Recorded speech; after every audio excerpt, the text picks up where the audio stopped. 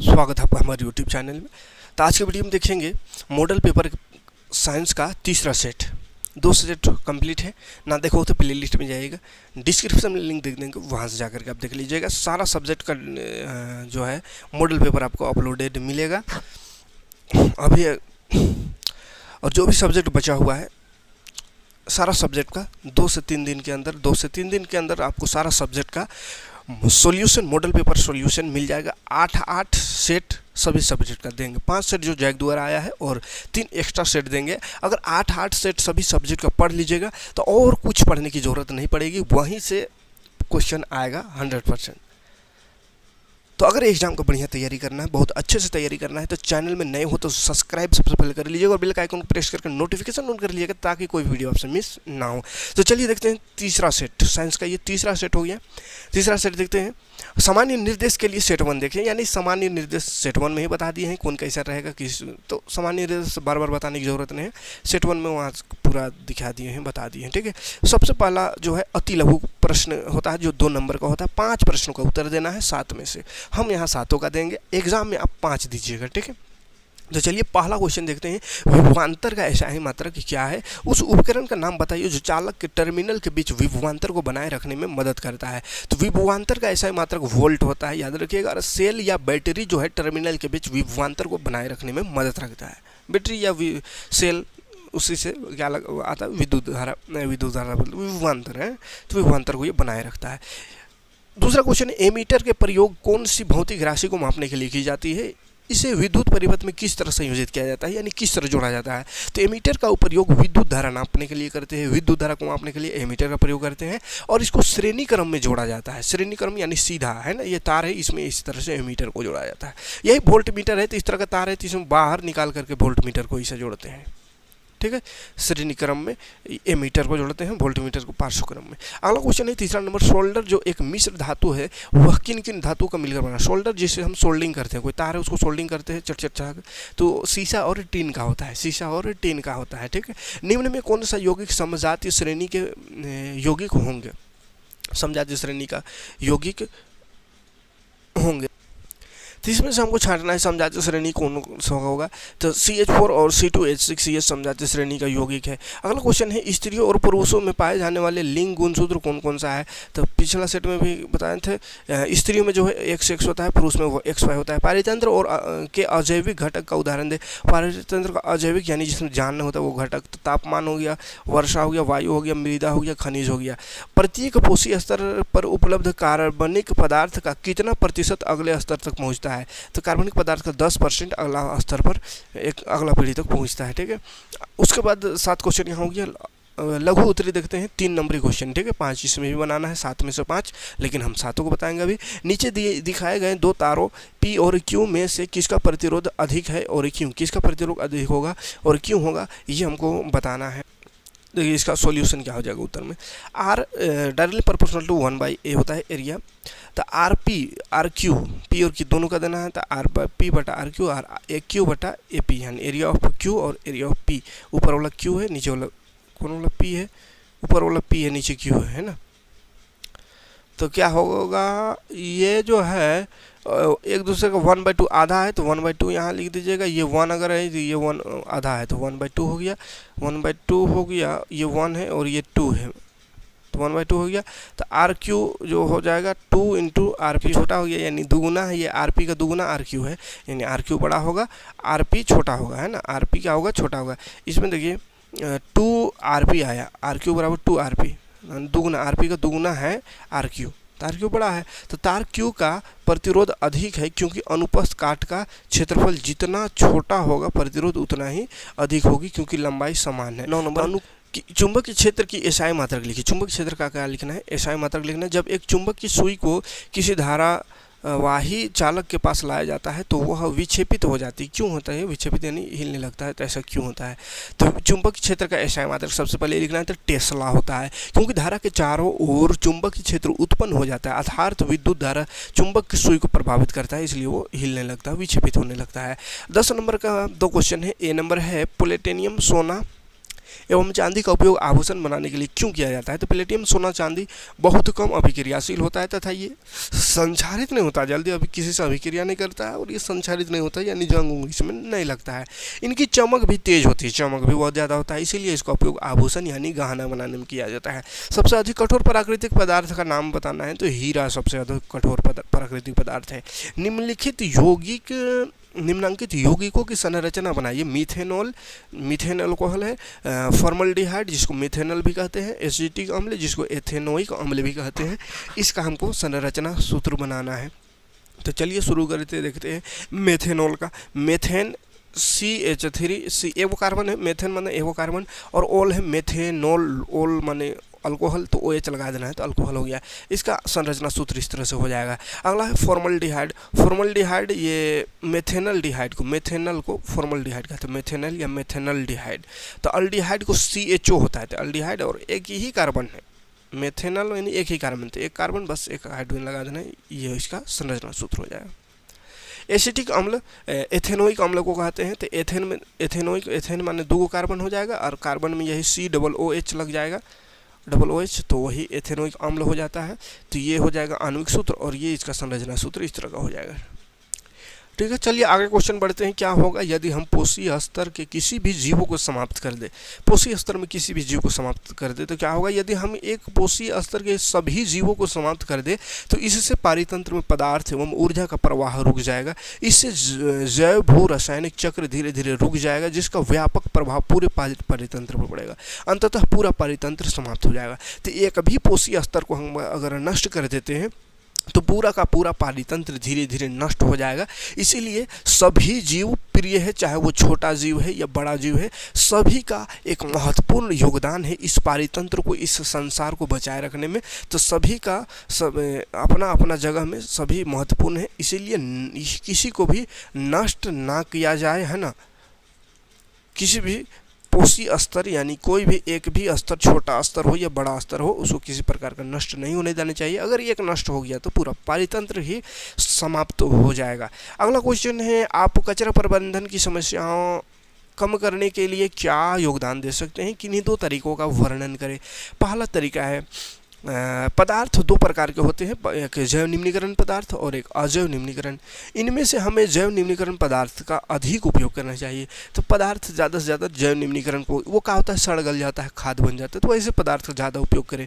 सड़ता गलता जो नहीं हो उसका कम से कम उपयोग करें। ठीक है, जैव निम्नीकरण पदार्थ को खाद में बदल देना चाहिए तथा अजैव निम्नीकरण अपशिष्ट को चक्रण के लिए फैक्ट्री में भेज देनी चाहिए। जैव वाला जो है पदार्थ उसको खाद बना दो, सड़ा गला के मिट्टी में दबा के गड्ढा खोद कर करके, और जो अजैव निम्नीकरण यानी जो सड़ता गलता नहीं है तो उसको क्या करना है, उसको फैक्ट्री में वापस भेज देना है, कबाड़ी वाला को दे देना है, वो पहुंचा देगा, अपने से जाने की जरूरत नहीं। ठीक है, पैसा भी हो जाएगा, माने दो कच्चा पैसों आ जाएगा और कचरा भी निपटान हो जाएगा। ठीक है, और उसका उपयोग भी हो जाएगा फिर से। अगला 14 नंबर है, एकल जीव द्वारा उपार्जित लक्षण सामान्यतः अगली पीढ़ी में वंशानुगत नहीं होते हैं। क्यों? तो एकल जीव द्वारा उपार्जित लक्षण सामान्यतः आनुवंशिक नहीं होते। उपार्जित लक्षण किसको कहते हैं, इसको समझिए पहले। उपार्जित लक्षण ऐसे लक्षण को कहते हैं जो हम अपने से अर्जित किया है। तो अपने से जो हमने जो लक्षण अर्जित किया है वो आनुवंशिक नहीं होता, वो ट्रांसफर नहीं होता है। तो क्यों नहीं होता वो बताना है। तो अपने से लक्षण ये किए हैं तो वो ट्रांसफर नहीं। जैसे कोई कान छेदा लेता है लड़का लोग, तो कान छेदा लिया, इसका मतलब थोड़ी उसका बेटा बेटी जो आएगा वो कान छेदा ले पैदा होगा ना। उपार्जित लक्षण है ये हम अपने से किए हैं, है ना। या कोई पढ़ा लिखा बहुत है तो इसको जरूरी नहीं कि उसका बेटू एकदम होशियार निकलेगा, है। वो आप उपार्जित लक्षण अपने से अर्जित किया है, वो भी अर्जित कर सकता है, लेकिन ये गारंटी नहीं है कि जैसा माँ बाप है या अगला पीढ़ी जैसा था वैसे ही उसका अगला निचला पीढ़ी होगा, जो उपार्जित लक्षण के हिसाब से। हाँ, नाक मुंह जो है वो हो सकता है, लंबा लंबा है तो लंबा हो सकता है, बौना है तो बौना हो सकता है, मोटा है तो मोटा हो सकता है, करिया है तो करिया हो सकता है, गोर है तो गोर हो सकता है, लेकिन उपार्जित लक्षण जो है वो नहीं जा सकता, ट्रांसफर नहीं हो सकता है। ठीक है, उपार्जित लक्षण जो अपने से लक्षण हम किए हैं वो ट्रांसफर नहीं होता है। तो ऐसे लक्षण प्रायः अस्थायी तौर पर उत्पन्न होते हैं। उपार्जित लक्षण प्रायः आनुवंशिक नहीं होते, क्योंकि आनुवंशिक लक्षण लैंगिक जनन के समय डीएनए में होने वाले परिवर्तन से उत्पन्न होता है। तो लैंगिक जनन में डीएनए जो है, लैंगिक जनन के समय डीएनए में जो परिवर्तन होता है उसके कारण अनुवांशिक लक्षण जो ट्रांसफर होता है। और उपार्जित लक्षण तो हम ऊपर से किए हैं, डीएनए चेंज थोड़ी किए हैं। तो डीएनए अगर चेंज कीजिएगा तो फिर वो प्रभाव पड़ेगा। जैसे कोई लड़का है लड़की बन जाता है तो उसमें डीएनए ही चेंज हो गया तो उसका लक्षण आगे आ सकता है। लेकिन अगर उपार्जित लक्षण है, ऊपर ऊपर वाला है, तो वो ट्रांसफर नहीं होता, अनुवांशिक वो नहीं होगा। ठीक है, ये रहा। उसके बाद अगला क्वेश्चन, अगला देखते हैं आगे।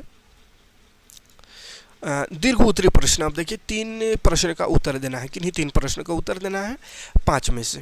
ये 5 नंबरी क्वेश्चन है। ठीक है, ओम का नियम लिखिए और इसका सत्यापन भी करना है। तो ओम का नियम पिछला सेट में भी था। नियत ताप पर किसी चालक के सिरों के बीच का विभवांतर उसमें प्रवाहित होने वाले धारा का समानुपाती होता है। अर्थात V is directly proportional I V is equal to IR, V बराबर R बराबर V बाई R। तो ये पिछला में भी था, तो वहाँ डिफिनेशन सिर्फ लिखना था। लेकिन यहाँ पे सत्यापन भी करना है। तो सत्यापन क्या होगा? सर्वप्रथम परिपथ में बैटरी परिवर्तनशील प्रतिरोध जिसको RH कहते हैं, रियोस्टेट और अमीटर को श्रेणी क्रम में जोड़ा जाता है तथा वोल्ट मीटर को समांतर क्रम में जोड़ा जाता है। जब कुंजी के पर डॉट लगाते हैं यानी बटन दबाते हैं तो परिपथ में धारा प्रवाहित होने लगती है। इस प्रकार प्रवाहित धारा I को एमीटर पर एवं विभवांतर यानी V वोल्टेज को वोल्ट मीटर पर पढ़ लिया जाता है। तो धारा जो उसमें प्रवाहित हुआ उसको एमीटर से करंट नापाता है, तो करंट को नाप लिए, वहाँ से वोल्ट मीटर से वोल्टेज को नाप लिए। उसके बाद V बाई आई का मान याद करते हैं। तो V जितना है या बटा आई, V बाई आई कर देना है। अब रियोस्टेट द्वारा धारा का मान बदल कर, रियोस्टेट माने कि वोल्टेज कम बेसी करने वाला, ठीक है, तो उसको बदल करके दोहराते हैं और प्रत्येक स्थिति में V बटा आई का मान याद करते हैं। तो हम पाते हैं कि V बाई आई जो है यानी V बटा आई करेंगे तो वो हमेशा कॉन्स्टेंट हो जाता है। जैसे एक बार V अगर 5 आ रहा है और दूसरा बार 10, तो अगला बार जो आएगा वो हो सकता है V अगर 10 आएगा तो ये वाला जो है 20 आएगा। इस तरह से यानी काटेंगे 5 का 5, 5 दूनी 10, 10 का 10, 10 दूनी 20। तो ये सेम आ रहा है, देखिए 1/2 या 1/2 यानी नियत रहता है ये। ठीक है, इसी ओम का नियम की जांच हो जाती है। तो इसी ओम का नियम कहते हैं, नियत होता है बोला है ओम का नियम में। इस तरह का चित्र है, ओम का नियम आएगा तो ये बना दीजिएगा और इसका प्रयोग ये ग्राफ द्वारा भी इसको दिखा देना है। तो एक्स अक्ष में V को लेना है, वोल्टेज को एक्स अक्ष में, और वाई अक्ष में करंट को लेना है। ठीक है, VI। तो प्रयोग से प्राप्त आंकड़े का आधार पर जब एक्स अक्ष को V और वाई अक्ष को I लेकर ग्राफ खींचते हैं तो सरल रेखा प्राप्त होता है, यानी V जितना उतना I, तो ये सीधा रेखा प्राप्त होता है। ठीक है, अगला प्रश्न है 16 नंबर। 4 प्रतिरोधकों यानी 4 को प्रतिरोध है, 4 है ओम है, 8 ओम है, 12 ओम है और 6 ओम है, कैसे जोड़ा जा सकता है? मैंने कि कैसा जोड़े कि कुल प्रतिरोध अधिकतम हो यानी ज़्यादा से ज़्यादा हो, तो सीधा जोड़ेंगे तो सबसे ज़्यादा होगा है।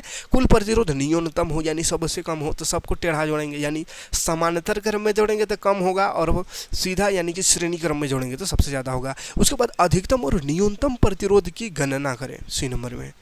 तो ये तो पहला दूसरा में हो, ये अधिकतम और अच्छा पहला में ये नंबर बोला खाली कि किस तरह से जोड़ें कि कुल प्रतिरोध अधिकतम हो, और कैसा जोड़े B नंबर बोला है कि न्यूनतम हो। फिर बोला है कि अधिकतम और न्यूनतम कितना होगा वो भी जांच करना है तीसरा में। ठीक है, तो देखिए सबसे पहले देखिए अधिकतम लाने के लिए क्या करना होगा? श्रेणी क्रम यानी एक ही लाइन में ऐसा जोड़ना होगा। श्रेणी क्रम में जोड़ते हैं तो R1 R2 R3 सीधा जोड़ाता है तो ज़्यादा आंसर आएगा। ठीक है, और कम लाने के लिए पार्श्व यानी एक ऊपर फिर एक नीचे उसके एक नीचे इस तरह से, तो ऐसा वाला बट्टा में जुड़ता है 1/R1 1/R2 1/3, तो इसमें कॉमन आता है। ठीक है, तो पहला का आंसर हो जाएगा अधिकतम प्रतिरोध प्राप्त करने के लिए प्रतिरोधकों को श्रेणीक्रम में जोड़ते हैं। ठीक है, और न्यूनतम प्रतिरोध प्राप्त करने के लिए प्रतिरोधकों को पार्श्वक्रम या समानांतर क्रम में जोड़ते हैं। अधिकतम प्रतिरोध कितना हो जाएगा? तो R बराबर हो जाएगा R1 + R2 + R3 + R4, 4 को है तो R4 तक सबको जोड़ दीजिए तो 30 ओम हो जाएगा। उसके बाद न्यूनतम प्रतिरोध के लिए क्या हो जाएगा? तो 1/R1 बराबर 1/R2 1/R2 1/R1 1/R2 1/R3 1/R4 जोड़ देना है सबको। देखिए एलसीएम निकाल करके भिन्न जोड़ जान पे करते होंगे, जोड़ जान देना है तो 1.6 ओम आएगा, तो सबसे कम प्रतिरोध। ठीक है, 7वां नंबर मिसेल क्या है? मिसेल क्या है? जब साबुन को जल में डाला जाता है तो मिसेल का निर्माण क्यों होता है? क्या इथेनॉल जैसे दूसरे विलयनों में भी मिसेल का निर्माण होगा? तो ये बताना है। तो मिसेल साबुन को जल में घोलने पर साबुन के कण परस्पर एकत्रित होकर गुच्छे का रूप धारण कर लेता है, जिसमें लंबी कार्बन श्रृंखला वाले भाग आंतरिक हिस्से में होता है और आयनिक भाग सतह पर होता है। आयनिक भाग सतह में और लंबी श्रृंखला वाला कार्बन बीच में, आंतरिक यानी बीच में। इस संरचना को मिसेल कहते हैं। साबुन के अणु के 2 प्रमुख भाग होता है, 2 मुख्य भाग होता है, एक जलरागी और दूसरा जल विरागी। तो जल कार्बन श्रृंखला वाला भाग जल विरागी होता है, तो जिसमें कार्बन श्रृंखला वो जल विरागी है, यानी जो जल में घुल जाता है। और आयनिक भाग जो है जिसमें सोडियम और पोटेशियम परमाणु होता है वह जल रागी होता है। जब पानी जैसे अच्छा आयनिक भाग जल रागी होता है, जल विरागी और जल रागी में घुलता है, उल्टा बोल दिए थे। जैसे ध्रुवीय विलयन में डाला जाता है, जब पानी जैसी ध्रुवीय विलयन में डाले जाते हैं तब अपने आवेशित भाग के कारण जल रागी भाग बाहर जल की ओर होता है। तो इस प्रकार मिसेल बनता है। एथेनॉल का अध्रुवीय विलय है, एथेनॉल एक अध्रुवीय विलय है, अतः इसमें जलरागी भाग के लिए आकर्षण भी नहीं होता, अतः एथेनॉल में साबुन घोलने से मिसेल नहीं बनेगा। तो ये समझ में आ गया मिसेल कैसे बनता, याद कर लीजिएगा, थोड़ा सा इसको रटने की जरूरत है। अगला प्रश्न की ओर बढ़ते हैं। वंशानुगत लक्षण से आप क्या समझते हैं? ए नंबर है 18 का, ऐसे लक्षण जो पीढ़ी से दूसरी पीढ़ी तक हस्तांतरित होता है उसे आनुवंशिक गुण या लक्षण कहते हैं। इस परिघटना को आनुवंशिकता कहते हैं। तो ये पिछला वाला में भी था, है ना, पिछला सेट में भी था क्वेश्चन। यानी जो क्वेश्चन ज़्यादा रिपीट कर रहा है बाबू उसको तो एकदम किसी भी तरह करके रट लेना है, वो क्वेश्चन वहाँ भी रिपीट कर जाएगा, आ जाएगा। मेंडल के प्रयोग से कैसे पता चला कि विभिन्न विकल्पी लक्षण स्वतंत्र रूप से वंशानुगत होते हैं? तो मेंडल ने अपने कुछ प्रयोगों में मटर के पौधों के 2 विकल्पी जोड़ों का अध्ययन करने के लिए संकरण कराया। इसके लिए उन्होंने गोल बीजों वाले लंबे पौधों एवं झुर्रीदार बीजों वाले बौने पौधों के बीच संकरण कराया और पाया कि F1 पीढ़ी के सभी पौधे लंबे और गोल बीज वाले थे। इससे पता चला कि लंबाई तथा बीज का गोल आकार प्रभावी लक्षण है। और दूसरा पीढ़ी में जो F2 पीढ़ी के कुछ पौधे नए संयोजन प्रदर्शित करते हैं, जैसे कुछ लंबे और परंतु झुर्रीदार बीज वाले हैं, जबकि कुछ पौधे बौने और गोल बीज वाले हैं।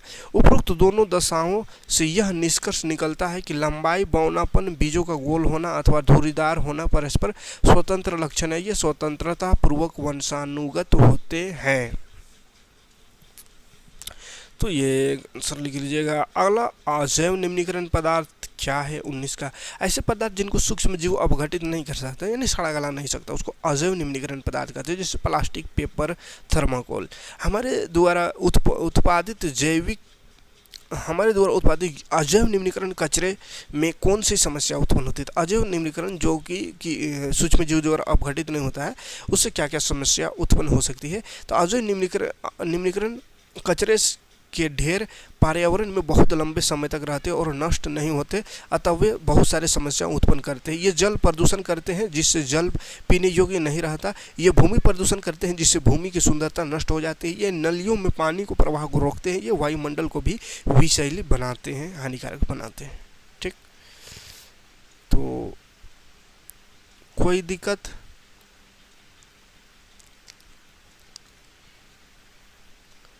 कोई दिक्कत नहीं है। ये रहा तीसरा सेट का सॉल्यूशन। उम्मीद है वीडियो अच्छा लगा हो तो लाइक और कमेंट करिएगा, जितना ज़्यादा से वीडियो को शेयर कीजिएगा। मिलते हैं नेक्स्ट वीडियो में नेक्स्ट इसका सेट लेकर के। Thanks for watching.